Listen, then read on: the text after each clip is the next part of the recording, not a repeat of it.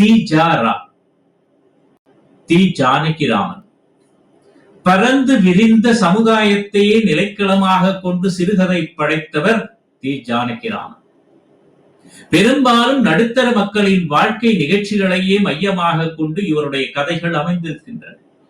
இவர்களுடைய அன்றாட வாழ்க்கை போராட்டங்களுடன் நேரடியாக தொடர்பு கொண்ட நிகழ்ச்சிகளை விடவும் சாதாரணமாக நிகழ்கின்ற யாரையும் குறிப்பிட்டு காரணம் காட்ட முடியாத நிகழ்ச்சிகளே இவருடைய மனத்தை கவர்ந்து சிறுகதை வடிவம் பெறுகின்றன.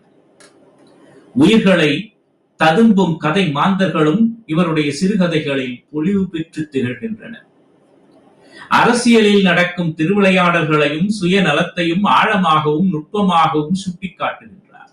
நையாண்டிச்சுவை மிக அவர் அரசியல்வாதியையும் புலவர்களையும் சிறுகதையில் சுட்டிக்காட்டியிருக்கின்றார்.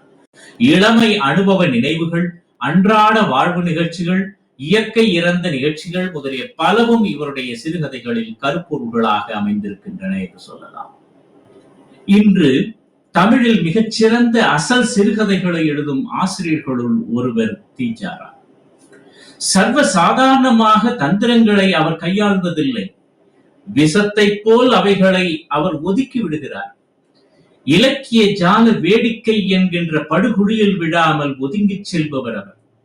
தமக்கு நிதமும் ஏற்படும் அனுபவங்களை மழுப்பி சொல்லுவதோ அவைகளை ஒதுக்கி தள்ளுவதோ அவரிடம் கிடையாது. கதை என்பது அவர் தம்முடைய அனுபவம் என்கின்ற ஆழத்தை கொண்டு எட்டி வரையக்கூடிய ஒரு வட்டமாகும். ஆழ்ந்த தத்துவங்களை சொல்வதாக அவர் ஒருபோதும் பாசாங்கு செய்வதில்லை. உணர்ச்சி மோஸ்தர் ஒன்றை அவர் அமைத்துக் கொடுப்பார். மனித இதயத்திலும் மனத்திலும் உண்டாகும் குழப்பங்களை எல்லாம் கூட அதிக பொருந்தக்கூடிய விதமாக அது நயமும் ஒழுங்கும் பெற்று விளங்கும். சமூக வாழ்வை பற்றிய கூர்மையான பிரக்ஞையோடு சமூக காட்சிகளை பகுத்து கூறிவிட்டு அந்த கூறுகளை ஒரு புதிய ஒழுங்கோடு இசைப்பவர்தான் தி.ஜா.ரா. சதுரங்க கட்டத்தில் காய்களை நகர்த்துவதைப் போல தம்முடைய கதாபாத்திரங்களை இயக்கியவர்தான் தி. ஜானகிராமன். தொன்று தொட்டு வரும் பழைய கதை மரபில் நின்ற புதிய மரபுகளையும் புறக்கணித்து விடாமல் சிறுகதையை படைத்தவர் ராஜாஜி. அரசியலிலும் ஆன்மீகத்திலும் ஈடுபாடு கொண்ட ராஜாஜியின் கதைகளில் இந்திய பண்பாட்டு மரபுகள் ஊறி கிடப்பதை நாம் காணலாம். சிறுகதை கலைகளை வாமனாவதாரம் என்று அவர் வருவித்ததே இந்த கலையின் ஆற்றலை புலப்படுத்தும். ஒரு சிறுகதையின் வடிவத்தையும் அதன் பேராற்றலையும் அவர் வரையறுத்த வாமன அவதாரம் என்னும் சொல்லே நன்கு காட்டும். இந்திய சமுதாயத்தில் காந்தியடிகளின்படி இத்தகைய கருத்துக்கள் அரும்பி நின்ற காலம்தான் தமிழ் இலக்கிய வரலாற்றில் சிறுகதை தவழத் தொடங்கியிருந்த காலம். அரசியலில் மட்டுமல்லாது இலக்கியத் துறையிலும் அளவற்ற ஈடுபாடு கொண்டிருந்த ராஜாஜி அரசியலையும் இலக்கியத்தையும் இணைத்தது போல மேனாட்டு சிறுகதை வடிவை இந்நாட்டு பழைய நீதிக்கதை பாணியோடு இணைத்து காட்டியிருக்கின்றார். இந்த ஒட்டு மாமரத்தில் பழுத்தவையே ராஜாஜியின் கதைக்கணிகள். தீண்டாமை, மதுவிலக்கு ஆகியன குறித்து எழுந்த கதைகள் இவருடைய தொடக்க கால கதைகள். இவை இலைமறை காயாக நீதிகளை உள்ளடக்கிய கலை இன்பத்திற்கு முக்கியத்துவம் தரப்பட்ட கதைகளையும் ராஜாஜியின் படைப்பில் நாம் காணலாம். நாவலிலோ சிறுகதையிலோ ஆசிரியர் இடையிடையே வந்து விளக்கம் கூறுவதையும் நீதிகளை கூறுவதையும் திறனாய்வாளர்கள் வரவேற்பதில்லை. பழைய காவியங்களிலேயே இந்த மரபு காண கிடக்கின்றது. ஆனால் ராஜாஜி தம் கதைகள் அனைத்திலும் இடையிலோ தொடக்கத்திலோ அல்லது முடிவிலோ விளக்கங்களும் நீதிகளும் கூறும் பாணியிலே அமைத்திருக்கின்றார் சிறுகதையை. சிறுகதை உலகில் குறிப்பிடத்தக்க மற்றொருவர் ரகுநாதன். ரகுநாதனின் சில கதைகளில் காணப்படும் கருப்பொருள்கள் சாதாரணமானவையாக இருந்தாலும் சொல்லும் முறையும் அவற்றை ரகுநாதன் பார்க்கும் பார்வையுமே அவற்றை ஒப்பற்ற கதைகளாக்கி விடுகின்றன. பெரும்பாலும் எடுத்துக்கொண்ட நிகழ்ச்சிக்கு அப்பாலும் இப்பாலும் போகாமல் கோவையாக கதையை சொல்லி போகக்கூடியவர் தான் ரகுநாதன். சில கதைகளில் கதைக்கு அடிப்படையான நிகழ்ச்சிகளை தொடர்ந்து வெறு அற்புதமாக முடிக்கின்றார். நல்ல சிறுகதை நிகழ்ச்சியின் மத்தியில் தொடங்க வேண்டும் என்று சிறுகதை இலக்கணம் இத்தகைய கதைகளில் அமைந்துள்ளதை நாம் காண முடிகிறது. கதை கூறி செல்லும் போதும் அவை கெடாமல் இடையில் எதனோடாவது தொடர்புபடுத்தி அதன் மூலம் அதில் சம்பந்தப்பட்ட கதை மாந்தர்களின் மனநிலையை குறிப்பாக காட்டுவதிலும் ரகுநாதன் வல்லவர்.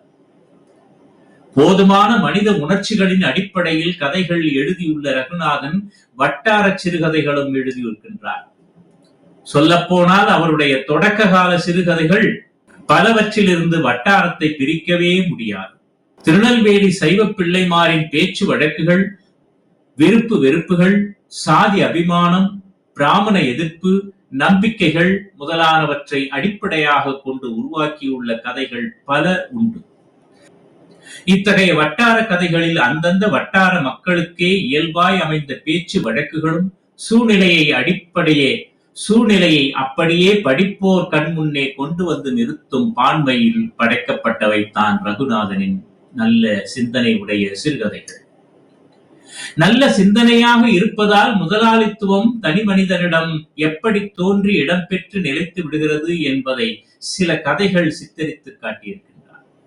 நாட்டு விடுதலைக்கு பின் எதிர்பார்த்த சமுதாய மாற்றங்கள் நிகழாமல் பொய்யும் வஞ்சனையும் பெருகிவிட்ட காழ்ப்பு உணர்ச்சியில் பிறந்த இவருடைய சிறுகதைகள் மக்களிடையே ஒரு நல்ல சிந்தனையை தூண்டியிருக்கின்றன என்று சொல்லலாம். சிறுகதை வளர்ச்சிக்கு வழிகாட்டிய மற்றொரு சிறுகதை ஆசிரியர் கல்கி பல்துறை புலமை வாய்ந்தவராக விளங்கி இருக்கின்றார். படைப்பிலக்கியம், திறனாய்வு, கட்டுரை, பயணக் கட்டுரை, வாழ்க்கை வரலாறு முதலிய பல துறைகளிலும் ஈடுபட்டிருக்கின்றார். கல்கியின் சிறுகதைகளில் அடுக்கடுக்கான நிகழ்ச்சிகளை தொடர்ந்து நாம் பார்க்கலாம். ஒரு நிகழ்ச்சியின் அடிப்படையில் கால மாந்தர்களின் உணர்ச்சி கோலங்களை காட்டுவதை விடவும் அதன் அடியாக பிறந்த மற்றொரு நிகழ்ச்சியை வர்ணிக்கவே கல்கி விரைகின்றார் என்பதை அவருடைய எந்த கதையை பார்த்தாலும் நாம் புரிந்து கொள்ளலாம். பல துணை நிகழ்ச்சிகளை பின்னி உச்சகட்ட நிகழ்ச்சிக்கு கூட்டி போய் அங்கு விழும் சிக்கலை விடுவித்து காட்டுவதே பெரும்பாலான கதைகளை வளர்ப்பதற்கு கல்கி தன்னுடைய வழியை கையாண்டிருக்கின்றார். படிப்பவர்களின் ஆர்வத்தையும் ஆவலையும் தூண்டும் வண்ணம் கதை நிகழ்ச்சிகளில் சில மறை கவர்ச்சிகளையும் கல்கி பயன்படுத்தி இருக்கிறார். சில கதைகளில் இது திரைப்பட பாணியில் அமைந்திருந்தாலும் வேறு சில கதை மாந்தர்களின் பண்பு நலன்களை விளக்கவும் மனித இயல்புகளின் நுணுக்கங்களை புலப்படுத்தவும் நன்கு பயன்படுத்தி இருக்கின்றார். கல்கியின் சிறுகதைகளில் தொடக்கங்கள் சிறப்பாக அமைந்த அளவிற்கு எல்லா சிறுகதைகளிலும் முடிவுகள் சிறப்பாக அமைந்துள்ளனவா என்ற ஐயம் நமக்கு ஏற்படுகிறது. கல்கியின் பல சிறுகதைகளில் இயற்கையான லேசான நகைச்சுவையுடன் கூடிய முடிவுகளை அறிவித்திருக்கின்றார். எனவே கல்கியின் சிறுகதைகள் தொடக்கங்கள் சிறப்பாக அமைந்த அளவுக்கு எல்லா சிறுகதைகளிலும் முடிவுகள் சிறப்பாக அமையவில்லை என்று சொல்லலாம். மனித இயல்பில் உள்ள வேறுபாடுகளையும் தனி மனிதனிடம் குறிப்பாக படித்த சில இயல்புகளையும் மையமாக வைத்து இவர் பின்னி உள்ள கதைகள் அத்தனையுமே மிகச் சிறப்பாக மலர்ந்திருக்கின்றன. கல்கியின் கதைகளில் கதை மாந்தரின் படைப்பு சிறப்பாக அமைந்திருக்கும். இதற்கு காரணம் இயற்கையாக அமைந்த உரையாடல்கள் தான். வர்ணனையின் மூலம் கதை மாந்தரை அறிமுகப்படுத்தி அவர்களுடைய பேச்சுக்களின் மூலம் செயல்களின் மூலமும் அவர்கள் தங்களை தாங்களே உருவாக்கி கொள்ள விட்டு விடுவதால் தான் கதை மாந்தர் படைப்பில் பெரும் பகுதி நல்ல முறையில் நிறைவேற்றி விடுகிறது இவருடைய சிறுகதைகள். கல்கி பெரும்பாலும் தம்முடன் தொடர்புள்ள சூழல்களையே கதைகளின் பின்னணியாக்கி விடுகின்றார். தாம் அறிந்த உயர்தர மத்தியதர வகுப்பு மனிதர்களையே கதை மாந்தர்களாக்கி தாம் நன்கு உணர்ந்த பிரச்சனைகளையே கருப்பொருள்களாக்கி தம் கதையை பிணைந்துள்ளார். இக்காரணங்களால் தான் அவருடைய சிறுகதைகள் பெரு வெற்றி பெற்றிருக்கின்றன. விடுதலை போராட்ட கால பின்னணியில் காந்தியடிகளின் செல்வாக்கால் அன்றாட வாழ்வில் நிகழ்ந்த மாறுதல்களும் அன்று வாழ்ந்த மக்களை எதிர்நோக்கி இருந்த பிரச்சனைகளும் இவர் சிறுகதையில் காணப்படுகின்றன. அதே நேரத்தில் சமுதாய ஊழல்களையும் அந்த ஊழல்களுக்கு காரணமானவர்களையும் இனங்காட்டவும் இவர் தவறவில்லை. பிரச்சனைகளை மேற்போக்காகவே கல்கி சுட்டிக்காட்டி செல்வார் என்றும் எந்த பிரச்சனையிலும் சுவையான கதையும் சத்தை மட்டுமே தேடுவது அவருடைய வழக்கம் என்றும் பொதுவாக கூறப்பட்டாலும் கூட தொடக்க காலத்தில் அவர் எழுதிய சிறுகதைகளில் அவருடைய சீர்திருத்த எண்ணங்கள் அழுத்தம் பெற்றிருப்பதை நாம் உணரலாம். கல்கியின் எழுத்துக்களில் காணப்படும் நகைச்சுவையும் அவர் கலை படைப்புகளில் கவர்ச்சிக்கு ஒரு முக்கிய காரணமாக அமைந்திருக்கிறது. நோகாது கேலி செய்யவும், சொல்ல வந்ததை அழுத்தமாக நெஞ்சில் பதிய வைக்கவும் கல்கிக்கு நகைச்சுவை வெகுவாய் கை கொடுத்தது. எளிய, இனிய, புரியக்கூடிய, தம் உள்ளத்தையும் உணர்வுகளையும் எண்ணங்களையும் கொள்கைகளையும் தெளிவாக காட்டக்கூடிய, நெஞ்சில் விரிந்த கற்பனை உலகை அப்படியே எழுத்தின் மூலம் கொண்டு வரத்தக்க உரைநடை கல்கியின் உரைநடை என்று சொல்லலாம். நிகழ்ச்சிகளை முன்னும் பின்னும் முறை மாற்றி இயற்கையான உரையாடல்கள், உயிருள்ள கதை மாந்தர்களை, சுவையான கதைப்போக்கு, அளவான நகைச்சுவை ஆகிய இவையே கல்கியின் கதைக்கருவுக்கு வெற்றி தேடித் தந்திருக்கின்றன என்று சொல்லலாம். ஒவ்வொரு சிறுகதை எழுத்தாளரும் ஒவ்வொரு விதத்தில் தங்களுக்கென சில முறைகளை பயன்படுத்தி வெற்றி பெற்றுள்ளார்கள் என்பது நாம் அறியலாம். இவர்கள் அனைவரும் சிறுகதை துறையில் தங்களுக்கெனவே ஒரு நிலையான இடத்தை பெற்றவர்கள். கதை பொருளாலும் உணர்த்தும் முறையாலும் வேறுபட்டவர்களாக இருந்தாலும் சிறுகதை கலையை வளர்த்த பெருமக்களாக இவர்கள் விளங்கியிருக்கிறார்கள். இன்னும் சில சிறுகதை ஆசிரியர்களும் இத்தோடு இணைந்திருக்கின்றார்கள் என்று சொல்லலாம்.